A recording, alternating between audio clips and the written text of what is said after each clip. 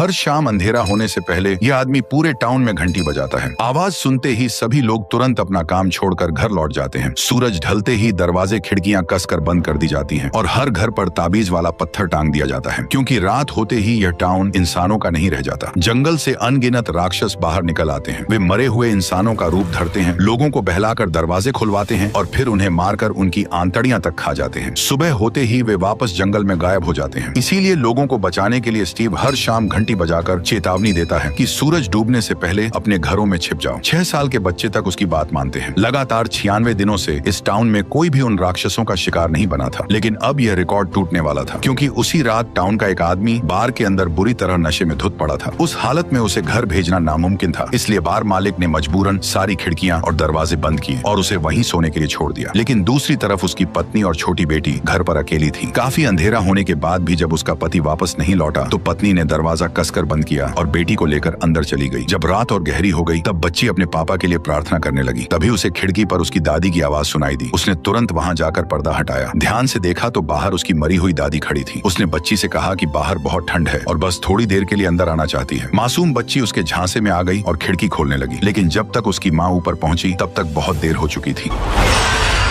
अगली सुबह जब वो शराबी घर लौटा तो उसने देखा कि उसके घर के बाहर पूरे टाउन के लोग जमा हैं। वह कुछ पूछता उससे पहले ही स्टीव ने उसे एक जोरदार थप्पड़ जड़ दिया, क्योंकि यह पहली बार नहीं था। स्टीव उसे कई बार समझा चुका था कि जिन घरों में बच्चे हों उन घरों की खिड़कियां हमेशा कीलों से बंद रखनी चाहिए, क्योंकि इस टाउन में बच्चे सबसे जल्दी उन राक्षसों के बहकावे में आ जाते हैं। लेकिन उसने हर बार इस बात को नजरअंदाज किया और उसी एक लापरवाही की वजह से पिछली रात उसकी पूरी फैमिली राक्षसों की भेंट चढ़ गई। जब उसने जमीन पर पड़े अपनी पत्नी और बेटी के चिथड़े देखे तो वह वहीं घुटनों के बल गिर पड़ा और फूट फूट कर रोने लगा। लेकिन अब पछतावे का कोई फायदा नहीं था। स्टीव इस बात से और भड़का हुआ था कि उसने सिर्फ अपना परिवार नहीं मरवाया था, बल्कि पूरे टाउन को खतरे में डाल दिया था, क्योंकि इस जगह एक खौफनाक नियम था। जब भी यहाँ कोई मरता था तो उसकी जगह कोई नया इंसान इस टाउन में आकर फंस जाता था। और सच में हुआ भी वही। जिस दिन उस औरत और बच्ची का अंतिम संस्कार हो रहा था उसी दिन एक गाड़ी इस टाउन में आ पहुंची। नए लोग इतनी जल्दी आ गए, ये देखकर सभी हैरान रह गए। स्टीव ने तुरंत सबको चुप रहने का इशारा किया और खुद उस परिवार से पूछताछ करने लगा। जब उसे पता चला कि वे रास्ता भटक कर यहाँ पहुंचे हैं तो उसने बिना कुछ कहे आगे बढ़ने का इशारा कर दिया। लेकिन असली खेल तो अब शुरू हुआ था। कुछ ही देर में वो आदमी गाड़ी लेकर आगे निकल पड़ा। शुरुआत में उसे लगा कि अब वे जल्द ही इस जगह से निकल जाएंगे, मगर थोड़ी दूर जाते ही उसके होश उड़ गए, क्योंकि घूमते घूमते वे फिर उसी टाउन में वापस पहुंच चुके थे। पहले उसे लगा शायद उसने गलत मोड़ ले लिया है, इसलिए इस बार वे दूसरी दिशा से निकलने लगे। लेकिन फिर भी वे दोबारा उसी टाउन में आ पहुंचे। फिर उसने तीसरा रास्ता लिया, मगर इस बार भी सड़क उसे घुमाकर वापस उसी जगह ले आई। अब साफ था कि वे जिधर से भी निकलने की कोशिश करते रास्ता घुमा फिराकर उन्हें फिर इसी टाउन में पहुंचा देता। उन्हें बार बार चक्कर लगाते देख स्टीव को जरा भी हैरानी नहीं हुई, जैसे उसे पहले से पता था कि यही होने वाला है। असल में उसने जानबूझकर सच नहीं बताया था, क्योंकि वह चाहता था कि वे खुद समझें कि इस रहस्यमयी टाउन से निकलना नामुमकिन है। जब उसे लगा कि अब सही वक्त आ गया है तब उसने गाड़ी रोकने के लिए रास्ते में कांटे बिछा दिए। लेकिन तभी अचानक उनके साथ एक हादसा हो गया और उनकी गाड़ी सीधे जंगल में पलट गई। चारों लोग उसी के अंदर बुरी तरह फंस गए। आदमी खुद ड्राइविंग सीट पर पेड़ की टहनियों के बीच फंसा हुआ था। उसकी पत्नी बेहोश पड़ी थी और समझ नहीं आ रहा था कि वह जिंदा भी है या नहीं। गनीमत सिर्फ इतनी थी कि बेटी को ज्यादा चोट नहीं आई थी, लेकिन छोटे बेटे की हालत सबसे ज्यादा खराब थी। उसे होश तो था, मगर उसकी जांघ के आर पार पेड़ की एक मोटी टहनी घुस चुकी थी। उधर स्टीव उनके वापस आने का इंतजार कर रहा था, लेकिन काफी देर तक जब वो परिवार वापस नहीं लौटा तो उसे कुछ गड़बड़ लगी। इसलिए वह तुरंत लोगों को लेकर उन्हें ढूंढने निकल पड़ा। जैसे ही उसने गाड़ी को जंगल में पलटा हुआ देखा तो वह बिना देर किए मदद में जुट गया। कुछ ही मिनटों में परिवार के 3 लोगों को बाहर निकाल लिया गया, लेकिन छोटा बेटा अब भी गाड़ी के अंदर फंसा हुआ था। उसके जख्म से लगातार खून बह रहा था, इसलिए उसे जबरदस्ती बाहर खींचना खतरनाक हो सकता था। अब उन्हें उसका इलाज गाड़ी के अंदर ही करना था, लेकिन दिक्कत यह थी कि सूरज डूबने में सिर्फ 40 मिनट बाकी थे, जबकि लड़के के इलाज में कम से कम 1 घंटा लगता। कोई रास्ता न देखकर स्टीव ने रात वहीं रुकने का फैसला किया और परिवार के 3 लोगों को जैसे तैसे अपने आदमियों के साथ भेज दिया। धीरे धीरे अंधेरा घिरने लगा। स्टीव ने अपने हाथ में पकड़े ताबीज वाले पत्थर को देखा, क्योंकि इस सुनसान जंगल में अब वही उसकी आखिरी उम्मीद था। फिर उसने वह पत्थर गाड़ी के अंदर टांग दिया। यह देखकर जिम पूरी तरह चौंक गया। उसे समझ नहीं आया कि एक पत्थर आखिर उनकी जान कैसे बचाएगा, लेकिन स्टीव ने जवाब देने की बजाय पहले गाड़ी के सारे खुले हिस्से बंद किए। फिर उसने जिम को समझाना शुरू किया कि अंधेरा होते ही यहाँ क्या क्या होने वाला है। लेकिन तभी अचानक लड़के का शरीर जोर जोर से कांपने लगा और अगले ही पल गाड़ी के बाहर से एक खौफनाक गुर्राहट सुनाई दी। जब स्टीव ने खिड़की के बाहर झांका तो अंधेरे में वे राक्षस चुपचाप गाड़ी के चारों तरफ जमा होने लगे थे। देखते ही देखते उनकी संख्या बढ़ती चली गई। यह नजारा देखकर स्टीव तक के रोंगटे खड़े हो गए, क्योंकि राक्षसों का झुंड गाड़ी को हर तरफ से घेर चुका था। अब सबसे बड़ा सवाल यही था कि क्या वे लोग सुबह तक जिंदा बच भी पाएंगे या नहीं। स्टीव को अब भी उस ताबीज वाले पत्थर पर भरोसा था, क्योंकि फिलहाल वही एक चीज थी जो उन राक्षसों को गाड़ी के अंदर आने से रोक रही थी। तभी अचानक बाहर से किसी के चिल्लाने की आवाज गूंज उठी। ऐसा लग रहा था जैसे कोई मदद के लिए पुकार रहा हो, लेकिन स्टीव तुरंत समझ गया कि यह राक्षसों का नया जाल है। वे इंसानों को बहकाकर खुद ही दरवाजा खुलवाना चाहते हैं। स्टीव तो उनकी चाल में नहीं आया, मगर जिम इस टाउन में नया था। उसे लगा कि शायद कोई रेस्क्यू टीम उन्हें बचाने आ गई है। बस यही सोचकर वह तुरंत दरवाजा खोलने के लिए बढ़ा, लेकिन स्टीव ने फौरन उसे गले से पकड़कर रोक लिया। उसने जिम की आंखों में देखते हुए कहा कि बाहर खड़े लोग इंसान नहीं हैं, वे खूंखार राक्षस हैं जो इंसानों के शरीर को चीरकर उनके अंदरूनी अंग तक खा जाते हैं। और अगर जिम सच में अपने बेटे को जिंदा देखना चाहता है तो उसे किसी भी हालत में सुबह होने तक गाड़ी के अंदर ही रहना होगा, क्योंकि सूरज निकलते ही वे सभी राक्षस खुद ब खुद गायब हो जाएंगे। यह सुनने के बाद जिम आखिरकार शांत हो गया, लेकिन उसे क्या पता था कि दूसरी तरफ रेस्क्यू टीम के साथ लौट रही उसकी फैमिली भी बड़ी मुसीबत में फंस चुकी थी। दरअसल रास्ते में उनकी गाड़ी अचानक पंचर हो गई और मजबूरी में सबको पैदल ही सेफ हाउस तक लौटना पड़ा। लेकिन अब रात हो चुकी थी और इस अंधेरे में बाहर हर तरफ वही खूंखार राक्षस घूम रहे थे। जैसे ही सेफ हाउस में मौजूद लोगों ने उन्हें बाहर भटकते देखा, उन्होंने बिना एक सेकंड गवाए अलार्म बजा दिया। एक ही पल में पूरा घर सतर्क हो गया। बाहर खड़े लोग चाहे जितना दरवाजा पीटते रहे, लेकिन अंदर किसी ने दरवाजा नहीं खोला, क्योंकि रात में कौन इंसान है और कौन राक्षस ये कोई नहीं जानता था। लेकिन उन्हें क्या पता था कि असली राक्षस तो चुपचाप सामने आ चुके थे। अचानक उनमें से एक राक्षस जूली से बात करने लगा। वह बार बार उसका नाम पुकार रहा था, मानो वह उसे पहले से जानता हो। ये देखकर जूली की आंखें तुरंत सुन्न पड़ गईं। इससे साफ था कि वह राक्षस की चाल में फंस चुकी है। गनीमत रही कि डिप्टी शेरिफ ने वक्त रहते लड़के पर गोली चला दी, लेकिन गोली लगने के बाद भी उसे कुछ नहीं हुआ। जब सबकी जान पर बन आई, तभी लीडर ने गंजे आदमी को तुरंत दरवाजा खोलने को कहा और इस तरह उन सबकी जान बच गई। लेकिन अंदर घुसते ही जूली और उसकी माँ को बांध दिया गया, क्योंकि यहाँ हर नए आने वाले के साथ यही किया जाता था, ताकि कोई राक्षस उनका चेहरा धरकर अंदर घुस न पाए। कुछ ही देर में माँ और बेटी को अलग अलग कमरों में बंद कर दिया गया। तभी लीडर ने जूली की माँ को समझाया कि डरने की जरूरत नहीं है। यहाँ मौजूद हर इंसान किसी न किसी हादसे की वजह से इस टाउन में फंसा है, और तुम लोग तो फिर भी खुशनसीब हो, क्योंकि कई लोग ऐसे भी थे जो आधी रात में इस टाउन में आ फंसे थे और कुछ समझने से पहले ही वे उन राक्षसों का खाना बन गए। लेकिन इस वक्त औरत को अपनी फिक्र नहीं थी, बल्कि उसे गाड़ी में फंसे उसके पति और बेटे की चिंता थी। उधर गाड़ी के बाहर अभी भी राक्षसों की चीख पुकारें रुक नहीं रही थी। कुछ तो धीरे धीरे गाड़ी की छत पर भी चढ़ चुके थे। ऐसे में स्टीव ने सबको शांत रहने को कहा। उसने भरोसा दिलाया कि जब तक ताबीज वाला पत्थर अपनी जगह पर टंगा है, तब तक कोई भी राक्षस गाड़ी के अंदर कदम नहीं रख सकता। और सच में कुछ ही देर बाद बाहर का सारा शोर थम गया और चारों तरफ खामोशी फैल गई। ऐसा लगा मानो खतरा फिलहाल टल चुका है, लेकिन असली मुसीबत तो अभी बाकी थी। अचानक आधी रात को जिम उठा और उसने अनजाने में ताबीज वाला पत्थर नीचे उतार लिया। डॉक्टर ने यह देखते ही उसे तुरंत रोकना चाहा, लेकिन तब तक बहुत देर हो चुकी थी।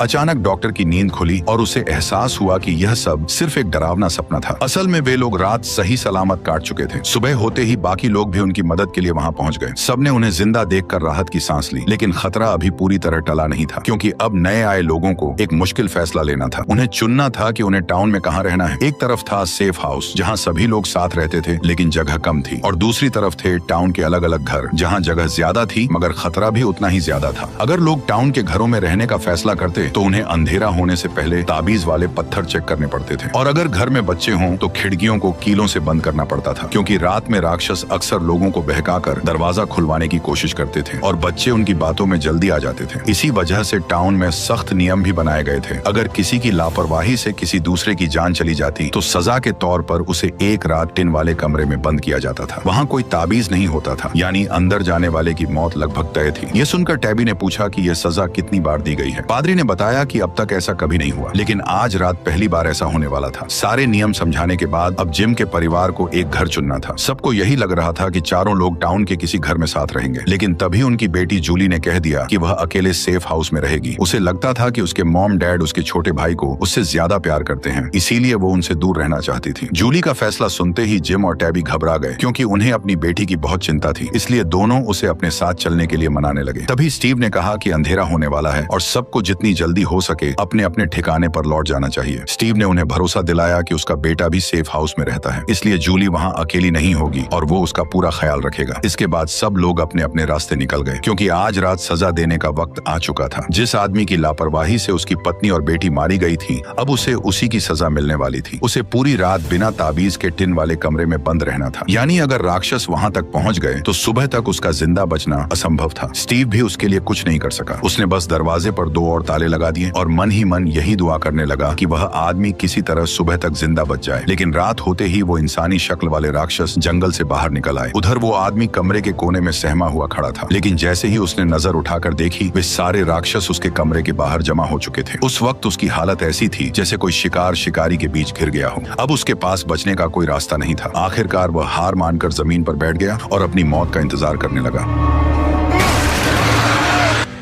अगली सुबह जब स्टीव उस टिन वाले कमरे तक पहुंचा तो अंदर का नजारा देखकर उसके होश उड़ गए। उन खूंखार राक्षसों ने उस आदमी के शरीर को बुरी तरह चीर फाड़ डाला था। लेकिन ये भयानक नजारा देखने के बाद भी स्टीव जरा भी नहीं घबराया, क्योंकि वह ऐसे खौफनाक मंजर पहले भी देख चुका था। मगर इस घटना के बाद भी मौत का ये सिलसिला रुका नहीं। इस बार मामला सीधे रेस्टोरेंट तक जा पहुंचा। जिम का परिवार अभी अभी इस टाउन में आया था, इसलिए स्टीव उन्हें रात के नियम समझा ही रहा था कि तभी अचानक सारा की बांह अजीब तरह से फूलने लगी और अगले ही पल उसके हाथ पर डरावने अक्षरों में किल द बॉय उभर आया। साफ था कि इसका कनेक्शन किसी न किसी तरह जिम के बेटे से जुड़ा हुआ था। लेकिन इससे पहले कि वो कुछ समझ पाती, उसका पूरा शरीर जोर जोर से कांपने लगा और अगले ही पल वह जमीन पर तड़पने लगी। लेकिन डरावनी घटनाएं यहीं पर खत्म नहीं हुई, क्योंकि उसी वक्त सेफ हाउस की तरफ कुछ ऐसा हो रहा था जो इससे भी ज्यादा भयानक था। एक आदमी लगातार जमीन में गहरा गड्ढा खोद रहा था, मानो वह पहले से ही किसी की कब्र तैयार कर रहा हो। जब लीडर ने उससे पूछा कि वो आखिर ऐसा क्यों कर रहा है, तो उसने जवाब दिया कि जल्द ही यहाँ और भी मौतें होने वाली हैं। विक्टर की यह बात सुनते ही लीडर के होश उड़ गए। थोड़ी देर बाद विक्टर सीधे ईथन के पास पहुंच गया। दोनों पहले कभी नहीं मिले थे, फिर भी उनके बीच एक अजीब सा कनेक्शन था, क्योंकि वे दोनों उस रहस्यमयी सफेद कपड़ों वाले लड़के को देख सकते थे जो बाकी किसी इंसान को दिखाई नहीं देता था। विक्टर को वह बचपन से दिखता आया था और कई बार उसकी जान भी बचा चुका था, लेकिन फिर वह अचानक गायब हो गया। अब वही लड़का ईथन को दिख रहा था और इसका मतलब साफ था कि कोई बड़ी मुसीबत आने वाली है। यही सोचकर विक्टर ने तय किया कि उसे इस राज की तह तक जाना होगा, और जैसा उसने सोचा था, जंगल में पहुंचते ही उसे वह लड़का फिर से दिखाई दे गया। लेकिन अगले ही पल वो फिर गायब हो गया। विक्टर को लगा कि शायद वह पास के किसी पेड़ के खोखल में छिपा है, क्योंकि उस इलाके में ऐसे कई पेड़ थे और कोई नहीं जानता था कि उसके अंदर का रास्ता कहाँ जाता है। तभी विक्टर ने जमीन से एक पत्थर उठाया, उस पर मुस्कुराता हुआ चेहरा बनाया और ईथन के सामने ही उसे उस पेड़ के खोखल में फेंक दिया। लेकिन अगले ही पल न जाने कैसे वो पत्थर वापस उनके पास आ गिरा। ये देखकर विक्टर खुद भी चौंक गया। उसने बताया कि उसने पहले भी ऐसे कई पेड़ देखे थे, लेकिन ऐसा रहस्यमयी पेड़ उसे पहले कभी नहीं दिखा। इतना कहते ही उसके सिर में तेज दर्द होने लगा और उसे अचानक किसी बड़े खतरे का एहसास हो गया। उधर दूसरी तरफ जिम और उसकी पत्नी को पता चला कि उनका बेटा गायब है। दोनों घबराकर उसे ढूंढने जंगल की तरफ भागे, लेकिन वहां पहुंचते ही उन्हें जंगली कुत्तों के एक झुंड ने घेर लिया। हमला बस होने ही वाला था कि तभी अचानक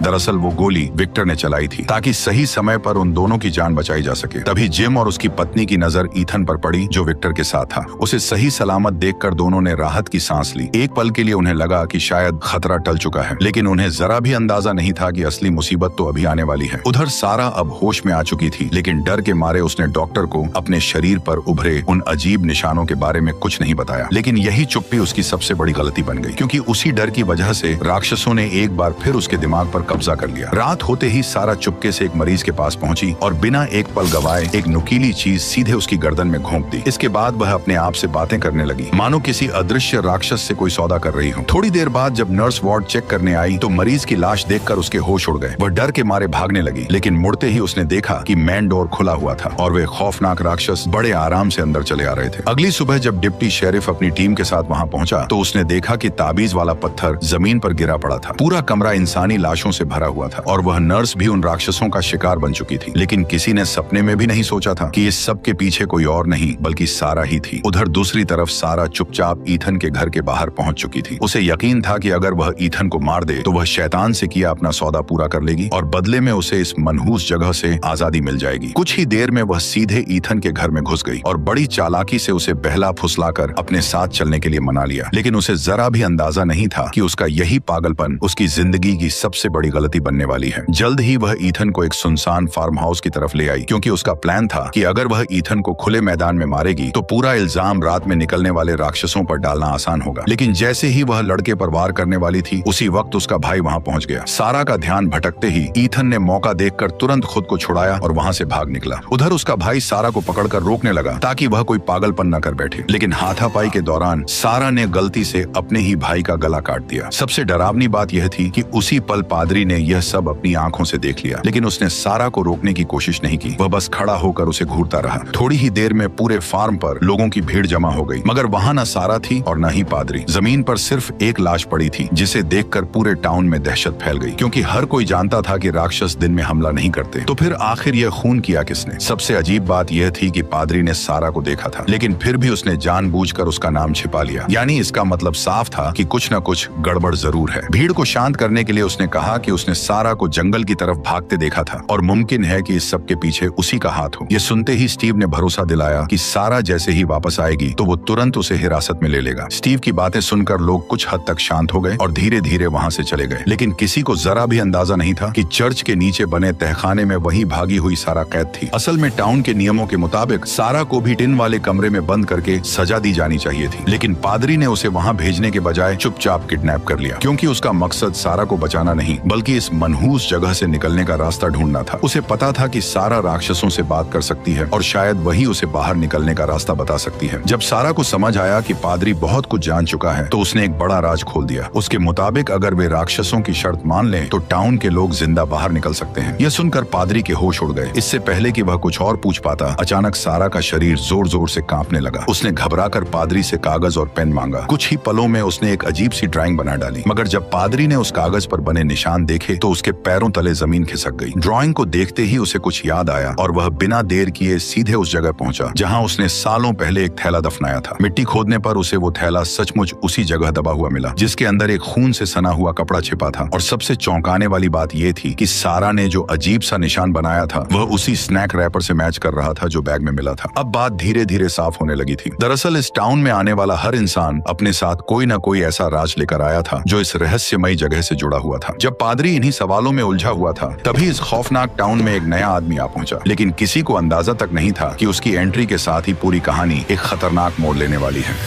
असल में वो आदमी रास्ते में ही कार के अंदर सो गया था, लेकिन जैसे ही उसकी आंख खुली तब उसने देखा कि ड्राइवर गायब है। वह कुछ समझ पाता उससे पहले ही स्टीव वहां आ पहुंचा और बिना एक शब्द बोले उसे गाड़ी से हथकड़ी लगाकर बांध दिया। बेचारे को अब तक अंदाजा भी नहीं था कि वह किस खौफनाक जगह आ फंसा है। कुछ ही देर बाद उसे सीधे सेफ हाउस ले जाया गया, लेकिन वहां के लोग भी कम अजीब नहीं थे। उन्होंने बिना देर किए उसे बांध दिया। दरअसल इस टाउन का एक बेहद सख्त नियम था, जो भी नया इंसान यहाँ पहुंचता था उसे पहली रात बाकी लोगों से अलग बंद करके रखा जाता था, क्योंकि इस जगह पर पहली रात को सबसे खतरनाक माना जाता था। सुबह होते ही लीडर ने उसे अपने पास बैठाया और इस टाउन के खौफनाक राज बताने शुरू कर दिए। उसने कहा कि जैसे ही सूरज ढलता है जंगल से खतरनाक राक्षस बाहर निकल आते हैं और फिर वे पूरी रात इंसानों का शिकार करते हैं जब तक कि अगली सुबह न हो जाए। सबको लगा था कि यह सुनकर वह आदमी बुरी तरह डर जाएगा, लेकिन उल्टा वह हंसने लगा। दरअसल वह आदमी जिसका नाम जेड था, इसे उसकी ट्रैवल कंपनी का बनाया हुआ कोई सर्वाइवल गेम समझ रहा था। उसे लग रहा था कि अगर वह यह गेम जीत गया तो उसे कोई बड़ा इनाम मिलेगा। इसी लालच में उसने उसी दिन सुराग तलाशने शुरू कर दिए। कुछ देर बाद वह एक पुराने तहखाने तक पहुंच गया और उसे लगा कि शायद बाहर निकलने का रास्ता यहीं छिपा है, लेकिन जैसे ही वह अंदर गया उसे दरवाजे के पीछे एक लाश पड़ी हुई दिखी। अचानक जेड घबराकर नीचे गिर पड़ा, लेकिन जब उसने दोबारा उठकर देखा तो लाश गायब हो चुकी थी। उसकी जगह सिर्फ एक अजीब निशान बचा था। यह देखकर जेड तुरंत वहां से भाग निकला, लेकिन उसका दिमाग अब भी उस नजारे को सच मानने को तैयार नहीं था। उसे लग रहा था कि तहखाने में जो लाश दिखी थी वह शायद सिर्फ उसका वहम था। लेकिन डिप्टी शेरिफ जैसे ही उसे कब्रिस्तान ले गया तब जेड की आंखों के सामने इस टाउन का खौफनाक सच खुल गया, क्योंकि वहां दफनाया गया आदमी कोई और नहीं बल्कि वही ड्राइवर था जो उसे यहाँ छोड़कर गायब हो गया था। यह देखकर जेड पूरी तरह हैरान रह गया। उसकी हालत बिगड़ती देख शेरिफ उसे तुरंत स्टेशन ले आया। वहां पहुंचकर उसने कहा कि इस टाउन का सबसे खतरनाक दुश्मन सिर्फ रात में घूमने वाले राक्षस नहीं है, बल्कि इंसान के अंदर बैठा डर है, क्योंकि वही डर लोगों से ऐसी गलतियां करवा देता है जो उन्हें मौत के और करीब ले जाती हैं। इसलिए अगर सच में यहाँ से निकलना है तो सबसे पहले दिमाग ठंडा रखना पड़ेगा। इतना कहते ही रेडियो से अचानक आवाजें आने लगी। उसे सुनते ही जेड के दिमाग में एक नया आइडिया आया। क्योंकि जेड पेशे से एक इंजीनियर था, इसलिए वह तुरंत रेडियो उठाकर बाहर भागा। उसे लगा कि अगर वह इस रेडियो को ठीक कर दे तो शायद बाहर बाहर की दुनिया से संपर्क किया न सकता है, लेकिन वह यह काम अकेले नहीं कर सकता था। इसीलिए वह तुरंत जिम के घर पहुंचा, क्योंकि इस तरह के सिस्टम्स की सबसे ज्यादा समझ उसी को थी। जैसे ही जेड ने उसे अपना प्लान बताया, तब जिम बिना हिचकिचाए उसका साथ देने को तैयार हो गया। दोनों ने रेडियो को किसी ऊंची जगह पर ले जाकर सिंगल टेस्ट करने का फैसला किया, लेकिन उससे पहले जेड ने सोचा कि रेडियो की ताकत बढ़ानी पड़ेगी। इसीलिए वह वापस उसी जगह गया जहां उसकी कार पहली बार मिली थी। वहां से उसने गाड़ी के अंदर के जितने काम के पार्ट्स थे सब निकाल लिए और उनसे एक टेम्परेरी एंटीना तैयार कर लिया। इसके बाद जेड और जिम टाउन की सबसे ऊंची जगह पर पहुंचे। एंटीना को टेस्ट करने के लिए जिम तुरंत पेड़ पर चढ़ गया। जब लग रहा था कि सब कुछ तैयार है, तभी अचानक पेड़ से खून की एक धार बहने लगी। जैसे ही उसने ऊपर देखा, तभी उसके होश उड़ गए। पेड़ की डालियों पर कई लाशें लटक रही थीं और सबसे डरावनी बात यह थी कि वही रहस्यमयी निशान फिर उसके सामने आ चुका था। वह कुछ समझ पाता उससे पहले ही एक गोली उसके कान के पास से निकल गई। जेड तुरंत जान बचाकर भागा, लेकिन हमला करने वाला साया उसके पीछे ही पड़ा रहा। कुछ ही दूर जाकर जेड जमीन पर गिर पड़ा और अगले ही पल वह साया उसके बिल्कुल सामने आ गया। जैसे ही वह उस पर हमला करने वाला था, तभी अचानक उसके आसपास का पूरा माहौल फिर से नॉर्मल हो गया। उसके शरीर पर लगा खून भी अचानक गायब हो गया। ये देखकर साफ लग रहा था कि जेड को एक बार फिर कोई भयानक वहम हुआ था, लेकिन इस बार वह इतना बुरी तरह घबरा चुका था कि टेस्ट पूरा होने से पहले ही वहां से भाग निकला। लेकिन उसे जरा भी अंदाजा नहीं था कि उसके जाते ही रेडियो ने आखिरकार सिग्नल पकड़ लिया। हालांकि सिग्नल बहुत कमजोर था, लेकिन इतना साबित करने के लिए काफी था कि उसका प्लान सच में काम कर रहा था। कुछ ही देर बाद पूरे टाउन में अंधेरा छा गया और सभी लोग अपने अपने घरों में जाकर छिप गए। लेकिन उसी दौरान सेफ हाउस में एक बड़ी मुसीबत आ गई। रात के वक्त जब बाकी लोग गहरी नींद में सो रहे थे, तभी वहां मौजूद एक आदमी चुपके से उठा और उसने जाकर खिड़की का पर्दा हटा दिया। बाहर एक खूबसूरत औरत खड़ी थी, जो आदमी को देखकर अजीब तरीके से मुस्कुरा रही थी। उसकी खूबसूरती को देखते ही आदमी की हवस जाग उठी। उसने बिना एक पल सोचे खिड़की खोलकर उसे अंदर बुला लिया। उसे क्या पता था कि उसकी यही बेवकूफी पूरे टाउन पर एक नई आफत बनकर टूटने वाली है। जैसे ही दोनों करीब आए, उस खूबसूरत लड़की का असली चेहरा सामने आ गया। उसके हाथों से नुकीले नाखून निकल आए और अगले ही पल उसने आदमी की जीभ काट ली।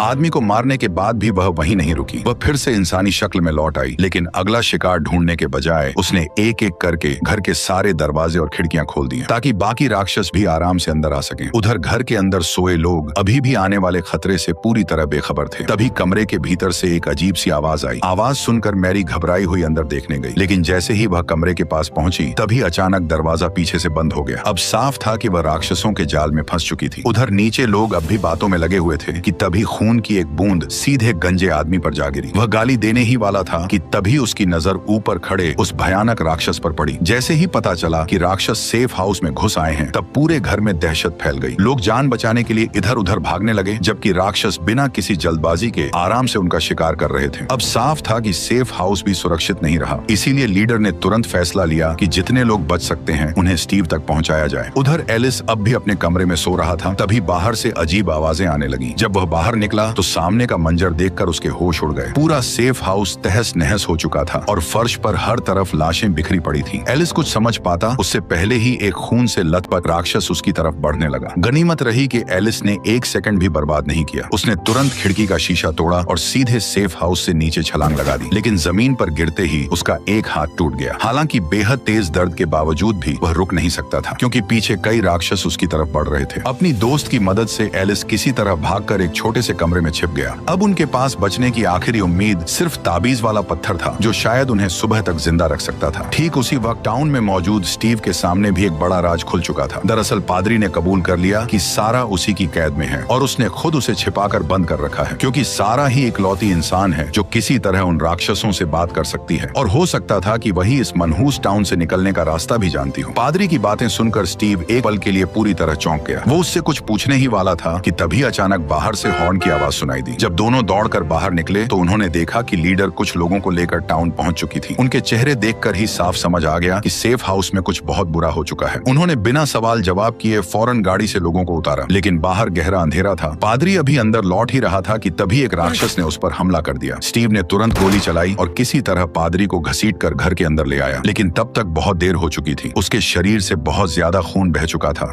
और कुछ ही पलों बाद पादरी ने वहीं दम तोड़ दिया। देखते ही देखते सिर्फ एक ही रात में इस टाउन ने न जाने कितनी जिंदगियां निगल ली। अब स्टीव समझ चुका था कि इंतजार करने का मतलब सिर्फ और मौतें हैं। अगर उसे सबको बचाना है तो अब किसी भी कीमत पर बाहर निकलने का रास्ता ढूंढना ही होगा। यही सोचकर स्टीव सीधे चर्च के तहखाने में पहुंचा, जहां सारा को कैद करके रखा गया था, क्योंकि अब वही उनकी आखिरी उम्मीद थी। स्टीव अच्छी तरह जानता था कि टाउन की लगभग हर जगह तलाश ली जा चुकी है, बस एक वही जंगल बचा था जिसे सब मौत का अड्डा मानते थे। उसे यकीन था कि असली राज उसी के अंदर छिपा है, इसीलिए वह बिना किसी को बताए सारा को साथ लेकर सीधे जंगल के अंदर निकल पड़ा। कुछ दूर चलते ही उन्हें पेड़ों पर ढेर सारी कांच की बोतलें लटकी हुई मिली। स्टीव उनमें से एक बोतल उतारकर देखने ही वाला था कि तभी उसके साथ आई लड़की अचानक तड़पने लगी। अगले ही पल उसकी हालत इतनी बिगड़ गई कि वह सीधे बेहोश होकर गिर पड़ी। अब स्टीव के पास आगे बढ़ने का कोई रास्ता नहीं बचा था, इसलिए उसे मजबूरन वहीं रात गुजारने का फैसला करना पड़ा। लेकिन दिक्कत ये थी कि वही जंगल राक्षसों का असली घर था। जैसे ही अंधेरा होता वे बाहर निकलते और इंसानों का शिकार शुरू कर देते। ऐसे में स्टीव के पास बस एक ही सहारा था, वह ताबीज वाला पत्थर जिसके भरोसे वह खुद को संभाले हुए था। तभी अचानक सारा को होश आया। उसने देखा कि स्टीव को एक बोतल मिल गई है जिसके अंदर कुछ अजीब से नंबर लिखे हुए हैं, लेकिन सारा का ध्यान उन नंबरों पर बिल्कुल नहीं था। वह बार बार स्टीव से बस एक ही बात कह रही थी कि उन्हें यहाँ से तुरंत निकल जाना चाहिए, क्योंकि उसके मुताबिक जंगल के अंदर सिर्फ राक्षस ही नहीं बल्कि उनसे भी ज्यादा खतरनाक कोई और चीज मौजूद है। इतना कहते ही बाहर एक जोरदार धमाका हुआ। अगले ही पल पूरी जमीन इतनी जोर से हिलने लगी कि दोनों ठीक से खड़े तक नहीं हो पा रहे थे। कुछ ही देर में सब कुछ फिर से शांत हो गया, लेकिन स्टीव ने जरा भी लापरवाही नहीं की। उसने फौरन ताबीज वाला पत्थर वापस अपनी जगह टांग दिया, ताकि अगर राक्षस आसपास हों तो वे अंदर न घुस सकें। लेकिन सबसे डरावनी बात यह थी कि बाहर अभी भी गहरी रात थी, फिर भी अचानक एकदम से चारों तरफ एक अजीब रोशनी फैल गई। ये किसी नॉर्मल टॉर्च या लैंप की रोशनी नहीं लग रही थी। ऐसा महसूस हो रहा था जैसे जंगल में उनके अलावा भी कोई और मौजूद है। सुबह होते ही स्टीव सुराग ढूंढने बाहर निकला, लेकिन बाहर का नजारा देखकर उसके होश उड़ गए। पूरे इलाके में चारों तरफ मकड़ी के जाले फैले हुए थे। हालत ऐसी थी कि रास्ता पहचानना भी मुश्किल हो गया। इसलिए वह पिछली रात की याद के सहारे उसी जगह की तरफ बढ़ा जहाँ से वह रहस्यमयी रोशनी आई थी। तभी अचानक उन्हें पास से किसी की चीख सुनाई दी। स्टीव बिना एक सेकंड गवाए उधर भागा, लेकिन वहां पहुंचते ही उसके होश उड़ गए, क्योंकि मदद के लिए पुकारने वाली कोई अजनबी नहीं बल्कि उसकी अपनी मरी हुई पत्नी थी।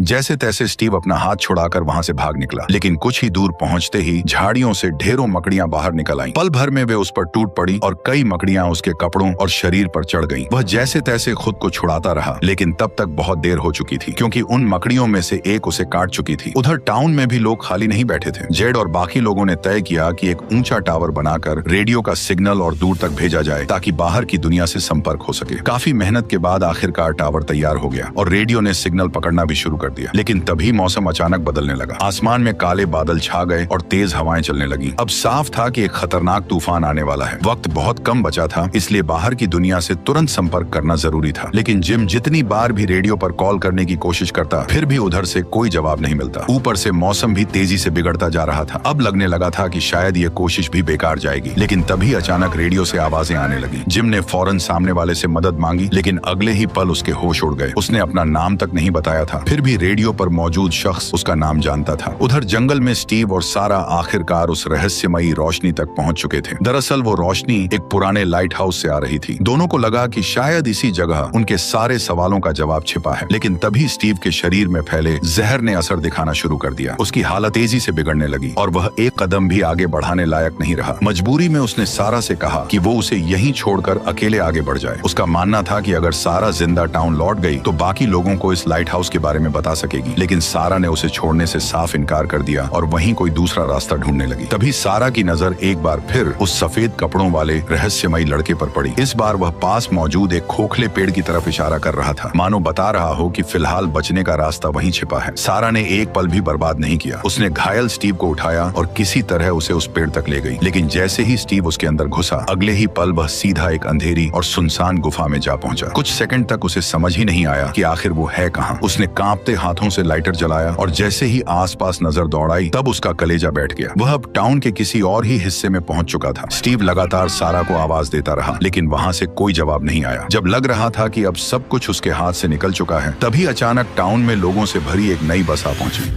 और इसी जबरदस्त सस्पेंस के साथ हमारी कहानी का पार्ट 1 यहीं खत्म हो गया। अब जो पार्ट 2 होगा वो और भी इंटरेस्टिंग होने वाला है, क्योंकि टाउन में मौजूद कुछ ऐसे खौफनाक राज सामने आएंगे जो वहां मौजूद लोगों की रूह कपा देंगे। अगर आपको आगे की कहानी जाननी है तो कमेंट करके जरूर बताना कि क्या मुझे इसका पार्ट 2 लाना चाहिए या नहीं। और बाकी आप समझदार हो। बाय।